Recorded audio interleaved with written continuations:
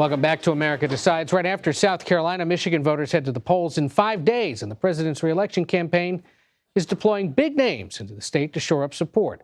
Vice President Harris, as you saw earlier, was there today, as was California Congressman Ro Khanna. His visit comes amid frustrations in the Arab and Muslim American communities in Michigan about the president's handling of the Israel-Hamas war. CBS News campaign reporter Aaron Navarro joins us now from Dearborn, Michigan. Aaron, remind us why Dearborn matters politically ahead of this primary and what some voters are thinking about doing there on Tuesday. That's right. Dearborn is home to a lot of Arab Americans, and Michigan overall has the most Arab American residents in the country.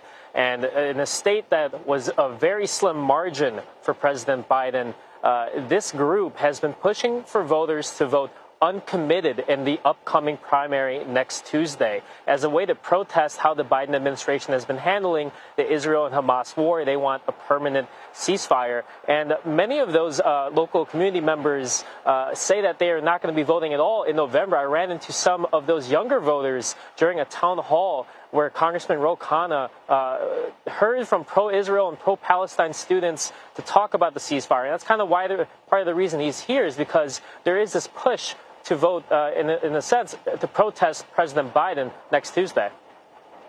I'm concerned. I mean, I think if we continue down the status quo, we really risk having people be apathetic, having people be angry. But if we make a change in direction, if we bring the war to an end, if we make sure that our commitment to funding Gaza and the redevelopment and UNRWA is there, if we make sure that we actually start a peace process. I mean, imagine if President Biden could be a peacemaker, a statesman, meeting with Egypt, with Jordan, with Saudi Arabia, with Israel, with the Palestinian representatives to say we finally are going to get this situation to move forward with Palestinian state, then I think we can win people back. Now, the congressman was optimistic that President Biden would eventually find his way to supporting a ceasefire more in a full-throated way. He said he's going to be watching the State of the Union address to see how far President Biden has moved on the issue. And he also said that he wants to get at least 100 members of Congress to support a ceasefire, as he thinks that that will send a clear sign to the White House and President Biden's campaign to look at their foreign policy stance. Interesting. We'll be tracking that. Aaron Navarro in Dearborn, Michigan. Thank you. Michigan Democratic Congresswoman Debbie Dingell joins us now from Ann Arbor. Congresswoman, thank you for being with us. I know part of the reason you're campaigning today on behalf of the president is to meet specifically with Arab American voters and others across the state who might be thinking about possibly voting uncommitted in the primary next Tuesday. I'm just curious what specifically you would say to those that might be thinking about doing that because of the president's position on the Israel-Hamas war. You know, Ed, I have a very different attitude than most people do. I've worked more than 30 years to have a state like Michigan, and it doesn't have to be Michigan, but to have a state where the issues that matter in November are going to be part of the early discussion.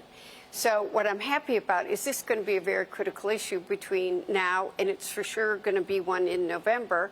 And so instead of having this discussion and looking at these issues and having people understand how people feel and are impacted on October 15th, we're doing it now. Michigan is a purple state. I think it's going to stay purple right up until Election Day. And so I'm happy to see people like you and many others talking about these issues now so they can be addressed and discussed. Does this uncommitted movement run the risk of having too many people stay home in November and the president lose the Wolverine state to Donald Trump or whoever the Republican nominee will be? We have to do a good job. And look, I don't think people are going to be open until they see a ceasefire to the innocent life of civilians is stopped until we get the hostages home. That is another, we need the hostages to come home. But I think it is going to be incumbent upon people like me and others to also remind people who and what President Trump was when he was in office, that he called my neighbors venom. He said that they were poisoning the blood of our country. He wanted to ban their travel. He didn't want them entering our country. And by the way, I think that President Trump would we'd be in far worse situation than we are now if he was president. So we have to have these serious conversations. We have to remind people of, I think President Trump, former President Trump, is likely to be the candidate, and we're going to have very honest, frank discussions. I'm prepared to do it. And by the way, it's not just Arab Americans. We have to get in the union halls. We have to talk to young people. But I'll tell you something. You knew me. You knew me back in 2015 and 2016 when I said to people, one, Donald Trump could win, and then I told you Donald Trump was going to win, and too many people thought it was crazy. Nobody thinks I'm crazy. We know what we need to do. We're going to roll up our sleeves, and we're going to get it done. How does the ruling in Alabama regarding in vitro fertilization potentially change things in Michigan? And do you think, we know the vice president's there today and was discussing this issue.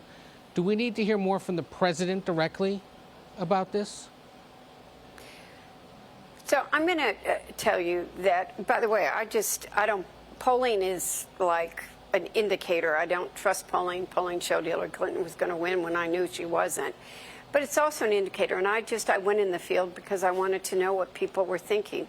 And the number one issue was choice. It was about the right of a woman to make her own decision. It's not something that government should be into. We're founded in this country on the separation of church and state. It's a tough issue. I'm a Catholic woman, but I believe that every woman's got the right to make her own health care decisions, period. And I think this is an issue that matters greatly. It energized voters in Michigan 2 years ago.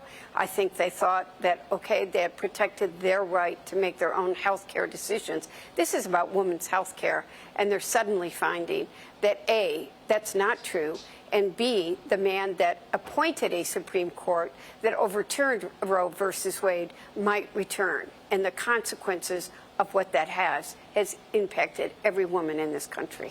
But you know the president well, and he, like you, is Roman Catholic, and he doesn't talk about this as openly as someone like you or the vice president. Would having him as president discussing this issue more frequently potentially make a difference, or at least reinforce to voters how serious an issue it is, at least for Democrats? I think that you're going to see the president talk about the issue. I think that this is about a woman's health care. This is a woman's health care issue.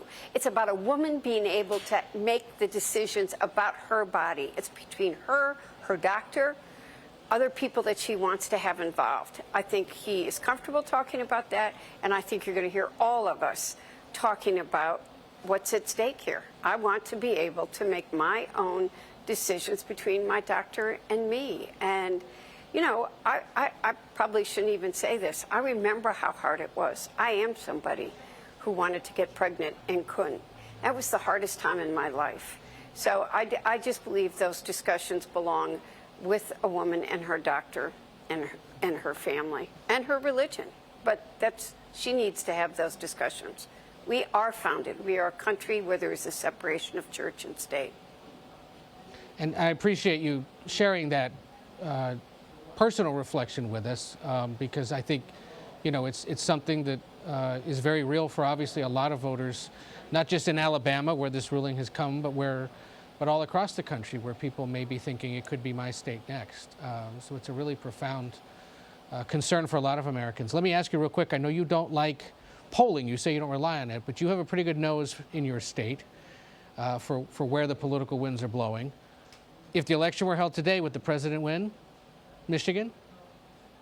I think we're a purple state, and the election is next November, and we're competitive. There's no question. We are very purple. Voter turnout is going to matter. So that's what I'm going to tell you. We're going to turn out the votes for people who care about their future, who want to make a case between about preserving their democracy or autocracy. I think there are a lot of issues there, and we got to do a good job of making that contrast. Do we want stability or do we want chaos? And I think we know what we need to do, and we got to go do it. Debbie Dingell from Ann Arbor, Michigan, thank you for joining us. We'll see you again back here in Washington soon.